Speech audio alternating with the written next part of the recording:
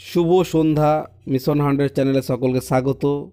আজকে এই ভিডিওতে আলোচনা করব ডব্লিউবিপিএসসি ফুড এসআইয়ের এবং ডব্লিউবিপিএসসি ক্লার্কশিপের বেশ কিছু গুরুত্বপূর্ণ জিকে প্রশ্নোত্তর। তোমরা যারা আমার চ্যানেলটাকে অলরেডি সাবস্ক্রাইব করে রেখেছো এবং আমার চ্যানেলে ভিডিওগুলো প্রতিদিন নিয়মিত দেখো, তারা অবশ্যই ভিডিও শেষে একটা লাইক একটা কমেন্ট করে দেবে এবং বন্ধুদের মধ্যে ভিডিওটা বেশি বেশি করে শেয়ার করবে।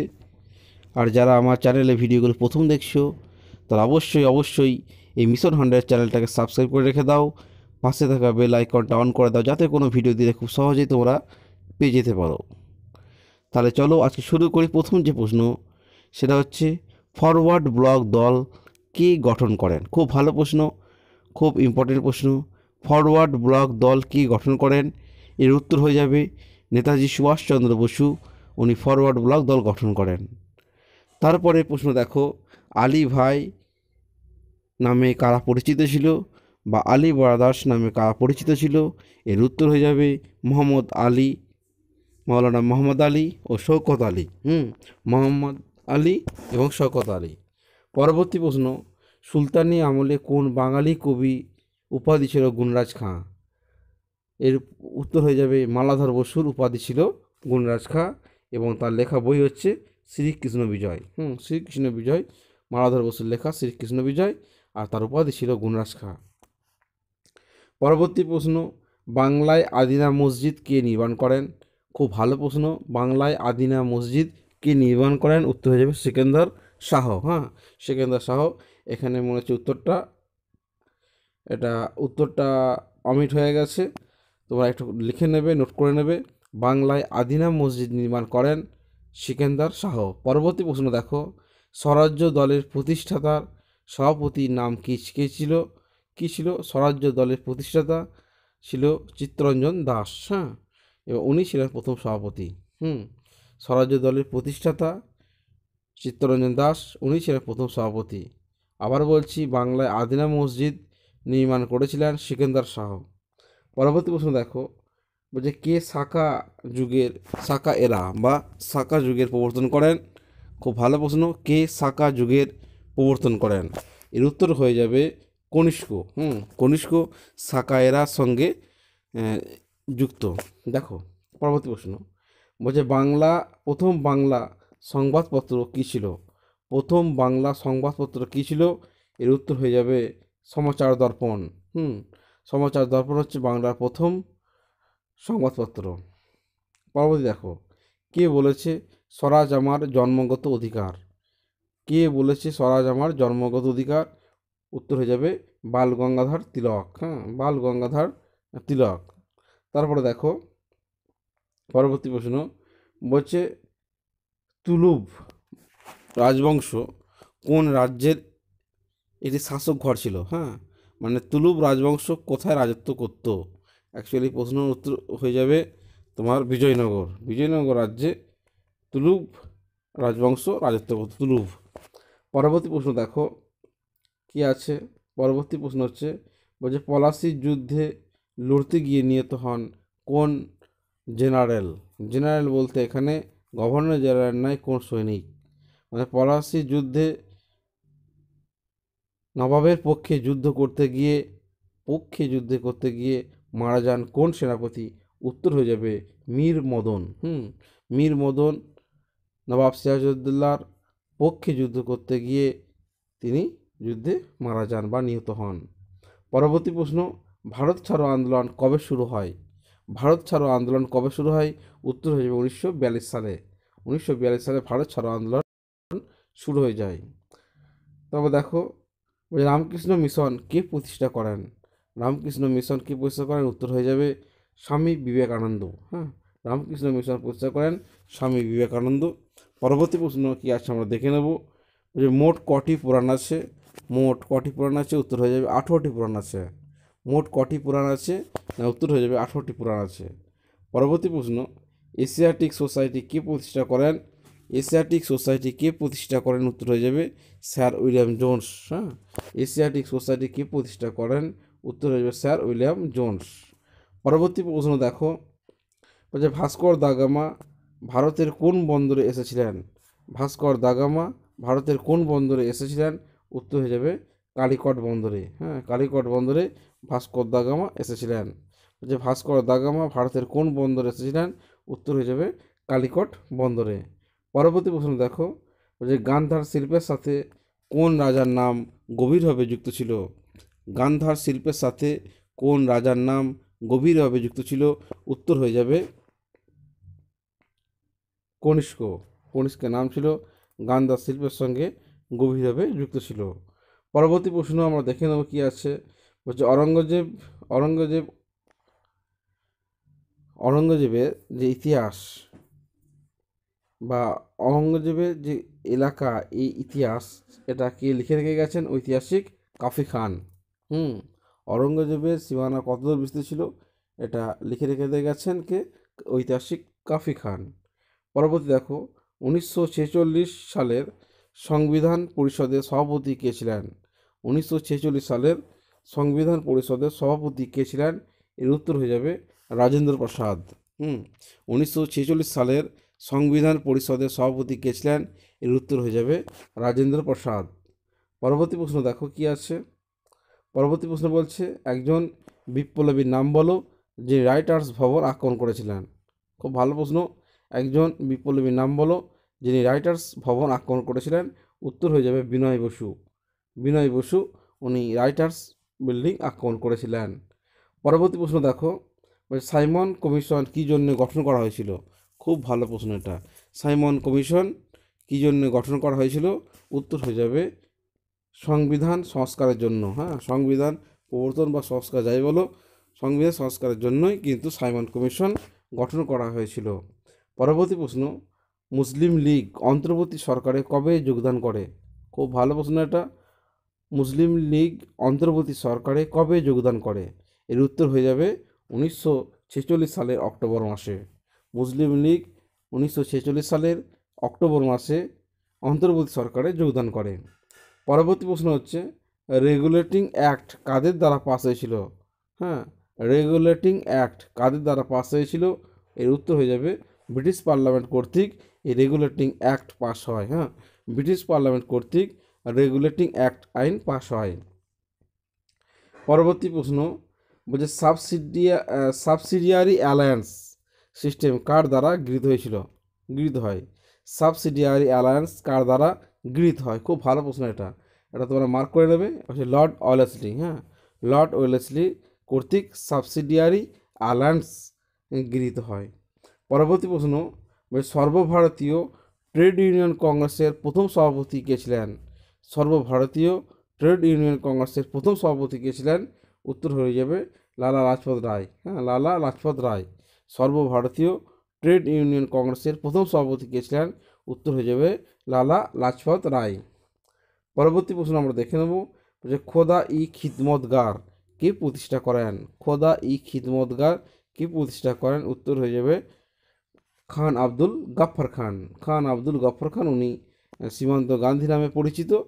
হ্যাঁ, খোদা ই খিদমতগার তারই একটা প্রতিষ্ঠিত দল। তারপর দেখো, অনুশীলন সমিতি কী ছিল? অনুশীলন সমিতি ছিল একটা বলা যেতে পারে সন্ত্রাসী সংগঠন বা গুপ্ত সমিতি। হ্যাঁ, গুপ্ত সমিতি ছিল একটা অনুশীলন সমিতি বা সন্ত্রাসী সংগঠন বলা যেতে পারে। তারপর দেখো, পরবর্তী প্রশ্ন আমরা দেখব যে প্রথম ভারতীয় গভর্নর জেনারেল কে ছিলেন? প্রথম ভারতীয় গভর্নর জেনারেল কে ছিল? উত্তর হয়ে যাবে চক্রবর্তী রাজা গোপালাচারী। চক্রবর্তী রাজা গোপালাচারী ছিলেন প্রথম ভারতীয় গভর্নর। তারপর দেখো, ইউরোপের দ্বিতীয় দীর্ঘতম নদী কোনটি? ইউরোপের দ্বিতীয় দীর্ঘতম নদী হচ্ছে দানুয়ুব। হ্যাঁ, দানুয়ুব হচ্ছে ইউরোপের দ্বিতীয় দীর্ঘতম নদী। পরবর্তী প্রশ্ন কি আছে, হচ্ছে কোন দেশের জলবিদ্যুৎ ক্ষমতা সব থেকে বেশি? কোন দেশের জলবিদ্যুৎ ক্ষমতা সব থেকে বেশি? উত্তর হয়ে যাবে চায়না। পরবর্তী প্রশ্ন, কতগুলি দেশ সাহারা মরুভূমি দ্বারা আচ্ছাদিত? খুব ভালো প্রশ্ন। কতগুলি দেশ সাহারা মরুভূমি দ্বারা আচ্ছাদিত? উত্তর হয়ে যাবে 7টি। হ্যাঁ, 7টি দেশ সাহারা মরুভূমি দ্বারা আচ্ছাদিত। পরবর্তী প্রশ্ন, আফ্রিকার বৃহত্তম হ্রদ কোনটি? আফ্রিকার বৃহত্তম হ্রদ কোনটি? এর উত্তর হয়ে যাবে ভিক্টোরিয়া হ্রদ। হ্যাঁ, ভিক্টোরিয়া হ্রদ হচ্ছে আফ্রিকার বৃহত্তম হ্রদ। পরবর্তী প্রশ্ন দেখো, বলছে পৃথিবীর গভীরতম নদী কোনটি? পৃথিবীর গভীরতম নদী কোনটি? পৃথিবীর গভীরতম নদী কোনটি? উত্তর হয়ে যাবে কঙ্গো নদী। পৃথিবীর গভীরতম নদী হচ্ছে কঙ্গো নদী, গভীরতম নদী। পরবর্তী প্রশ্ন আমরা দেখব, বলছে আফ্রিকার উচ্চতম শৃঙ্গ কোনটি? আফ্রিকার উচ্চতম শৃঙ্গ কোনটি? এর উত্তর হয়ে যাবে মাউন্ট কিলিমাঞ্জারো। হ্যাঁ, আফ্রিকার উচ্চতম শৃঙ্গ কোনটি? উত্তর হয়ে যাবে মাউন্ট কিলিমাঞ্জারো। পরবর্তী প্রশ্ন দেখো, বলছে ইউরোপ ও আফ্রিকাকে পৃথক করেছে কোন প্রণালী? ইউরোপ ও আফ্রিকাকে বিভক্ত করেছে কোন প্রণালী? উত্তর হয়ে যাবে জিব্রাল্টার প্রণালী। হ্যাঁ, ইউরোপ ও আফ্রিকাকে পৃথক করেছে কোন প্রণালী? উত্তর হয়ে যাবে জিব্রাল্টার প্রণালী। পরবর্তী প্রশ্ন দেখো, দক্ষিণ পূর্ব এশিয়ার দীর্ঘতম নদী কোনটি? দক্ষিণ পূর্ব এশিয়ার দীর্ঘতম নদী কোনটি? উত্তর হয়ে যাবে মেকং। হ্যাঁ, মেকং নদী। দক্ষিণ পূর্ব এশিয়ার দীর্ঘতম নদী কোনটি? উত্তর হয়ে যাবে মেকং নদী। পরবর্তী প্রশ্ন দেখো, যে হলুদ নদী নামে পরিচিত কোন নদী? হলুদ নদী নামে পরিচিত কোন নদী? এর উত্তর হবে হোয়াংহো নদী। হ্যাঁ, হোয়াংহো নদী। হলুদ নদী নামে পরিচিত কোন নদী? উত্তর হয়ে যাবে হোয়াংহো নদী। তারপরে কি আছে, বলছে এলাকা ভিত্তিক ইউরোপের বৃহত্তম দেশ কোনটি? এলাকা ভিত্তিক বা এলাকার ভিত্তিতে ইউরোপের বৃহত্তম দেশ কোনটি? এর উত্তর হয়ে যাবে ইউক্রেন। এলাকার ভিত্তিতে ইউরোপের বৃহত্তম দেশ হচ্ছে ইউক্রেন। তারপরে প্রশ্ন কি আছে, থর মরুভূমির চলমান যে বালিয়াড়ি তাকে কি বলা হয়? হ্যাঁ, থর মরুভূমির চলমান যে বালিয়াড়ি তাকে কি বলা হয়? এর উত্তর হয়ে যাবে ধ্রিয়ান। থর মরুভূমির চলমান বালিয়াড়িকে বলা হয় ধ্রিয়ান। তারপর হচ্ছে বায়ুমণ্ডলে নাইট্রোজেন গ্যাসের পরিমাণ কত? বায়ুমণ্ডলে নাইট্রোজেন গ্যাসের পরিমাণ কত? উত্তর হয়ে যাবে 78%। হ্যাঁ, বায়ুমণ্ডলে নাইট্রোজেন গ্যাসের পরিমাণ হচ্ছে 78%। পরবর্তী প্রশ্ন দেখি কি আছে, বলছে উচ্চ মেঘ কোন মেঘকে বলা হয়? উচ্চ মেঘ কোন মেঘকে বলা হয়? এর উত্তর হবে সিরোকিউমুলাস মেঘকে উচ্চ মেঘ বলা হয়। মধ্য মেঘ কোন মেঘকে বলা হয়? মধ্য মেঘ কোন মেঘকে বলা হয়? উত্তর হয়ে যাবে অটোকিউমুলাস। হ্যাঁ, অটোকিউমুলাস মেঘকে বলা হয় মধ্য মেঘ। পরবর্তী প্রশ্ন দেখো, নিম্ন মেঘ কোন মেঘকে বলা হয়? নিম্ন মেঘ কোন মেঘকে বলা হয়? উত্তর হয়ে যাবে নিম্বো স্ট্যাটাস। হ্যাঁ, স্ট্যাটাস। পরবর্তী প্রশ্ন আমরা কি দেখব, বলছে কয়েকটি গ্রিন হাউস গ্যাসের নাম বলো। হ্যাঁ, কয়েকটি গ্রিন হাউস গ্যাসের নাম কি হবে? কয়েকটি গ্রিন হাউস হচ্ছে CO2 carbon dioxide, CFC chlorofluorocarbon আর সালফার অক্সাইড। CO2, CFC আর সালফার ডাইঅক্সাইড, এগুলো হচ্ছে গ্রিন হাউস গ্যাস। তারপরে দেখো, একটি রাজ্যের গভর্নর তার কাজের জন্য কার কাছে দায়ী? একটা রাজ্যের গভর্নর তার কাজের জন্য কার কাছে দায়ী? এর খুব ভালো প্রশ্ন, উত্তর হয়ে যাবে রাষ্ট্রপতির কাছে। হ্যাঁ, একটা রাজ্যের গভর্নর তার কাজের জন্য কার কাছে দায়ী? উত্তর হয়ে যাবে রাষ্ট্রপতির কাছে।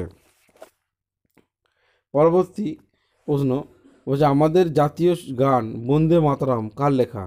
আমাদের জাতীয় গান বন্দে মাতরম এটা কার লেখা? এর উত্তর হয়ে যাবে বঙ্কিমচন্দ্র চট্টোপাধ্যায়ের লেখা। বঙ্কিমচন্দ্র চট্টোপাধ্যায়ের লেখা হচ্ছে বন্দে মাতরম। বলছে মৌলিক কর্তব্যের ধারণা কোন দেশের সংবিধান থেকে নেওয়া হয়েছে? কোন দেশের সংবিধান থেকে নেওয়া হয়েছে? মৌলিক কর্তব্যের ধারণা কোন দেশের সংবিধান থেকে নেওয়া হয়েছে? উত্তর হয়ে যাবে রাশিয়ার সংবিধান থেকে। হ্যাঁ, রাশিয়ার সংবিধান থেকে। পরবর্তী প্রশ্ন দেখো, বলছে মৌলিক অধিকার প্রয়োগের জন্য আদালত কি জারি করতে পারে? খুব ভালো প্রশ্ন, মৌলিক অধিকার প্রয়োগের জন্য আদালত কি জারি করতে পারে? উত্তর হয়ে যাবে রিট। রিট জারি করতে পারে। পরবর্তী প্রশ্ন, বলছে সংসদের পাবলিক অ্যাকাউন্টস কমিটির প্রতিবেদন কার কাছে জমা দেওয়া হয়? সংসদের পাবলিক অ্যাকাউন্টস কমিটির প্রতিবেদন কার কাছে জমা দেওয়া হয়? এর উত্তর হয়ে যাবে লোকসভার স্পিকারের কাছে। হ্যাঁ, লোকসভার স্পিকারের কাছে জমা দেওয়া হয়। সংসদের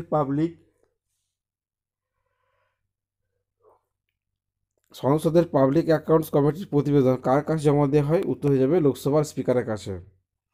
পরবর্তী প্রশ্ন, ভারত একটি প্রজাতন্ত্র। হ্যাঁ, ভারত একটি প্রজাতন্ত্র রাষ্ট্র রাষ্ট্র কী কারণে? উত্তর হয়ে যাবে না, এখানে নির্বাচিত রাষ্ট্রপ্রধানগণ জনগণের দ্বারা নির্বাচিত হন। এখানে নির্বাচিত রাষ্ট্রপ্রধানগণ জনগণের দ্বারা নির্বাচিত হন। পরবর্তী প্রশ্ন বলছে, কোন আইন প্রণয়ন সংস্থা সভাপতিত্ব করেন অসদস্যরা? যে কোন আইন প্রণয়ন সংস্থা সভাপতিত্ব করেন অসদস্যরা? উত্তর হয়ে যাবে রাজ্যসভা। রাজ্যসভার যারা সদস্য নন তারা কিন্তু আইন প্রণয়ন সংস্থার সভাপতিত্ব করেন। পরবর্তী প্রশ্ন বলছে, who presided over the joint setting of the Lok Sabha and the Rajya Sabha? Who presided over the joint sitting of the Lok Sabha and the Rajya Sabha? উত্তর হয়ে যাবে the speaker of the Lok Sabha. The speaker of the Lok Sabha. পরবর্তী প্রশ্ন দেখো, বলছে একটি বিল সিলেক্ট কমিটিতে পাঠানো হয় কখন? একটি বিল সিলেক্ট কমিটিতে পাঠানো হয় কখন?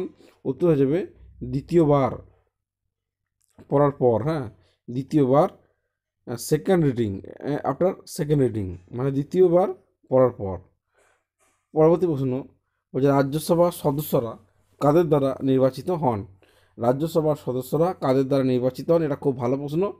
উত্তর হয়ে যাবে রাজ্য বিধানসভার নির্বাচিত সদস্যদের দ্বারা। রাজ্য বিধানসভার নির্বাচিত সদস্যদের দ্বারা। পরবর্তী প্রশ্ন, একটি সেমিকন্ডাক্টরের নাম বলো। একটি সেমিকন্ডাক্টরের নাম হচ্ছে সিলিকন, এসআই। হ্যাঁ, এসআই, সিলিকন একটি সেমিকন্ডাক্টরের উদাহরণ হচ্ছে এসআই। তারপর দেখো, একটি নন ওমিক, হ্যাঁ বা ওমিক উদাহরণ হচ্ছে সিলিকন বা এসআই। পরবর্তী প্রশ্ন, এফপিএস সিস্টেম হলো কোন দেশের চালু করা সিস্টেম? উত্তর হচ্ছে ইউকে। হ্যাঁ, ইউকে এই সিস্টেম চালু করে। পরবর্তী প্রশ্ন হচ্ছে, grey matter is composed of. হ্যাঁ, grey matter is composed of, এটা স্নায়ুকোষের কোষ দেহ নিয়ে এটা গঠিত হয়। পরবর্তী প্রশ্ন, স্বশাসিত স্নায়ুতন্ত্র কী নামে পরিচিত? স্বশাসিত স্নায়ুতন্ত্র কী নামে পরিচিত? এটা ইংরাজি থেকে বাংলায় ট্রান্সলেট করা হয়েছে, সে কারণে বাংলাটা এখন শোনাচ্ছে। উত্তর হয়ে যাবে স্বায়ত্ত শাসনের স্নায়ুতন্ত্র। হ্যাঁ, তোমরা একটু প্রশ্নটা দেখে নেবে, স্বায়ত্ত শাসনের স্নায়ুতন্ত্র। তারপরে প্রশ্ন হচ্ছে, স্নায়ু এবং পেশির মধ্যে যে সংযোগস্থল তাকে কি বলা হয়? স্নায়ু এবং পেশির মধ্যে যে সংযোগস্থল তাকে কি বলা হয়? এর উত্তর হয়ে যাবে ফ্যাসিকুলাস। ফ্যাসিকুলাস। স্নায়ু এবং পেশির মধ্যে যে সংযোগস্থল তাকে কি বলা হয়? উত্তর হয়ে যাবে ফ্যাসিকুলাস। পরবর্তী প্রশ্ন, কোন হরমোন রক্তের ক্যালসিয়ামের মাত্রা নিয়ন্ত্রণ করে? কোন হরমোন রক্তের ক্যালসিয়ামের মাত্রা নিয়ন্ত্রণ করে? এর উত্তর হয়ে যাবে প্যারাথ হরমোন। হ্যাঁ, প্যারাথ হরমোন রক্তের ক্যালসিয়ামের মাত্রা নিয়ন্ত্রণ করে। পরবর্তী প্রশ্ন দেখো, বলে শরীরের কোষে বেসাল মেটাবলিক রেট নিয়ন্ত্রণ করে কে? শরীরের কোষে বেসাল মেটাবলিক রেট নিয়ন্ত্রণ করে কে? এর উত্তর হয়ে যাবে থাইরয়েড। হ্যাঁ, থাইরয়েড। থাইরয়েড হচ্ছে শরীরের কোষে বেসাল মেটাবলিক রেট নিয়ন্ত্রণ করে। পরবর্তী প্রশ্ন আছে যে উভচরদের মধ্যে মেটামরফোসিসে সাহায্য করে কে? উভচর প্রাণীদের মধ্যে মেটামরফোসিসে সাহায্য করে কে? উত্তর হয়ে যাবে থাইরক্সিন। হ্যাঁ, থাইরক্সিন। পরবর্তী প্রশ্ন দেখো, বলছে কখন গর্ভকাল বা জেস্টিনেশন বলা হয়? কোন সময়টাকে গর্ভকাল বা জেস্টিনেশন বলা হয়? উত্তর হয়ে যাবে গর্ভাবস্থার সময়কালকে। পরবর্তী প্রশ্ন, তিমি একটি উষ্ণ রক্তের প্রাণী। হ্যাঁ, তিমি একটি উষ্ণ রক্তের প্রাণী কিন্তু ঠান্ডা সাগরে বেঁচে থাকে কিসের কারণে? উত্তর হয়ে যাবে ব্লাবারের কারণে। তিমি একটি উষ্ণ রক্তের প্রাণী কিন্তু ঠান্ডা সাগরে বেঁচে থাকে তোমার ব্লাবারের কারণে। পরবর্তী প্রশ্ন বলছে, কেসিনের সেরা উৎস কী? কেসিনের সেরা উৎস কী? এর উত্তর হয়ে যাবে দুধ। কেসিনের সেরা উৎস হচ্ছে দুধ। পরবর্তী প্রশ্ন দেখো, বলছে খাদ্যের অব্যবহারযোগ্য প্রোটিন কী না হিসাবে পরিচিত? খাদ্যের অব্যবহারযোগ্য প্রোটিন কী হিসাবে পরিচিত? উত্তর হয়ে যাবে রুগেজ। হ্যাঁ, রুগেজ। খাদ্যের অব্যবহারযোগ্য প্রোটিন কী হিসাবে পরিচিত? উত্তর হয়ে যাবে রুগেজ নামে পরিচিত। যে মাথার খুলির একমাত্র অস্থাবর হাড় কোনটি? মাথার খুলির একমাত্র অস্থাবর হাড় কোনটি? এর উত্তর হয়ে যাবে ম্যান্ডেবল। ম্যান্ডেবল হাড়, ম্যান্ডেবল। পরবর্তী প্রশ্ন দেখো, যে প্রথম মানুষ যিনি আগুনের ব্যবহার করে তার নাম কি? বা প্রথম কোন দেশের মানুষ প্রথম আগুনের ব্যবহার করেছিল? উত্তর হয়ে যাবে পিকিং মানব। পিকিং মানব প্রথম আগুনের ব্যবহার করেছিল। পরবর্তী প্রশ্ন হচ্ছে যে মানুষের মস্তিষ্কের বিকাশ ঘটে কোন স্তর থেকে? খুব ভালো প্রশ্ন। মানুষের মস্তিষ্কের বিকাশ ঘটে কোন স্তর থেকে? এর উত্তর হয়ে যাবে এক্টোডার্ম। এক্টোডার্ম স্তর থেকে। মানুষের মস্তিষ্কের বিকাশ ঘটে কোন স্তর থেকে? উত্তর হয়ে যাবে এক্টোডার্ম। পরবর্তী প্রশ্ন, রিফ্লেক্স আর্ক গঠিত হয় কি কি দ্বারা? রিফ্লেক্স আর্ক গঠিত হয় কি কি দ্বারা? খুব ভালো প্রশ্ন, এটা মার্ক করে নেবে। উত্তর হয়ে যাবে রিসেপ্টর, স্পাইনাল কর্ড এবং পেশি। রিসেপ্টর, স্পাইনাল কর্ড এবং পেশি, এইগুলো দিয়েই কিন্তু রিফ্লেক্স আর্ক গঠিত হয়। পরবর্তী প্রশ্ন বলছে ভাইরাস রাসায়নিকভাবে কী দিয়ে তৈরি বা কী দিয়ে গঠিত? ভাইরাস রাসায়নিকভাবে কী দিয়ে গঠিত? এর উত্তর হয়ে যাবে নিউক্লিয় প্রোটিন। নিউক্লিয় প্রোটিন দ্বারা। ভাইরাস রাসায়নিকভাবে কী দিয়ে গঠিত? উত্তর হয়ে যাবে নিউক্লিয় প্রোটিন দ্বারা। পরবর্তী প্রশ্ন বলছে কিসের অভাবের কারণে মানুষের জিহ্বায় আলসার হয়? কিসের অভাবের কারণে মানুষের জিহ্বায় আলসার হয়? এর উত্তর হয়ে যাবে রিবোফ্লাভিন। রিবোফ্লাভিনের অভাবে মানুষের জিহ্বায় আলসার হয়, রিবোফ্লাভিন। পরবর্তী প্রশ্ন দেখো, গ্লুকাগনের অতিরিক্ত নিঃসরণের কারণ কি? গ্লুকাগনের অতিরিক্ত নিঃসরণ হওয়ার কারণ কি? এর উত্তর হয়ে যাবে গ্লাইকোসুরিয়া। গ্লাইকোসুরিয়ার কারণে অতিরিক্ত গ্লুকাগন নিঃসরণ হয়। পরবর্তী প্রশ্ন, পাটের যে আঁশ সেটা আসলে কি? পাটের আঁশ একে কী বলা হয়? একে বলা হয় বাস্ট ফাইবার। BAST, ইংলিশে হচ্ছে BAST, বাস্ট ফাইবার। পরবর্তী প্রশ্ন, সবচেয়ে মিষ্টি চিনি কি? সবচেয়ে মিষ্টি চিনি হচ্ছে ফ্রুক্টোজ। ফ্রুক্টোজ হচ্ছে সবচেয়ে মিষ্টি চিনি। এই ছিল গুরুত্বপূর্ণ প্রশ্ন। তোমরা অবশ্যই ভিডিওটা দেখো, পারলে প্রশ্ন উত্তরগুলো খাতায় একটু নোট করে দাও, তোমাদের পড়তে খুব সুবিধা হবে। আর ভিডিও শেষে অবশ্যই একটা লাইক এবং বন্ধুদের মধ্যে ভিডিওটাকে বারবার শেয়ার করে দাও।